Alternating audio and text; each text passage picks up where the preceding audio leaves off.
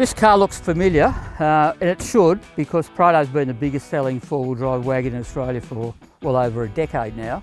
What's not familiar about this has got a new engine, or at least a revised engine. It's gone from 130 kilowatts to 150 kilowatts, and from 450 newton metres to 500 newton metres, which puts it pretty well in the ballpark of this Everest, which has got the 2-litre bi-turbo engine. 500 newton metres like this, but 157 kilowatts, so in the same ballpark. What we're going to do is to see how this new Prado goes, run against this Ford, and see what we work out. Well, here we're driving the Ford Everest, 2-litre bi-turbo engine. Sounds small, but pretty punchy actually, thanks mainly to the bi-turbo thing. Also helped by 10-speed automatic, so it's always got the right gear at the right time. Most of the shifts are pretty good. Occasionally it sort of gets caught out and shift quality is not as good as it could be, but most of the time this is a nice gearbox, nice engine, smooth, refined.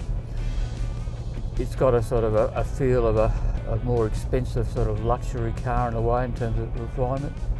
That's backed up by the way it rides and handles. In fact, for a off-road capable four-wheel drive, it steers and handles really nicely. Ford have done a good job on the suspension calibration, good job on the steering, it's electric power steering.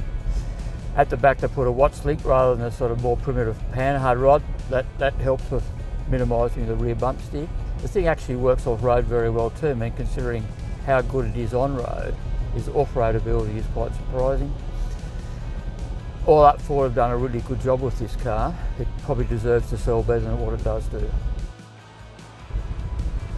We were driving the Toyota Prado complete with upgraded engine. A little bit more power and torque, which makes it a bit more lively, but it's still not an urgent car. Not helped by the fact that 6-speed automatic is geared very tall, especially in 5th and 6th. But still it gets along, it's very relaxed on the road, again because of the tall gearing. In a way the chassis is the same sort of thing. It's relaxed, comfortable, rides well on bumpy roads, but the dynamics are not all that sharp. There's a fair bit of body roll and understeers, but for most people it's fine. Off-road it's very capable, lots of wheel travel help there. Toyota does a good job on calibrating electronic traction control. So for something that we can do both on-road and off-road, it does a very good job. Feels a bit dated as it is, but still it's a very good selling car, and it's the best selling four-wheel drive wagon in Australia. I've had a pretty good drive with these two cars now, on-road and off-road. Powertrain wise, this is the pick. This powertrain is smoother, more refined and punchier, even though this one's just been done up.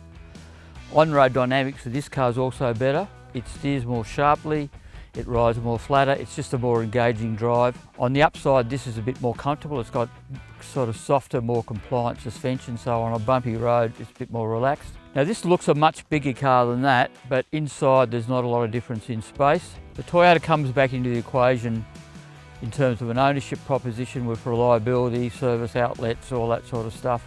But for mine, the Everest is the pick.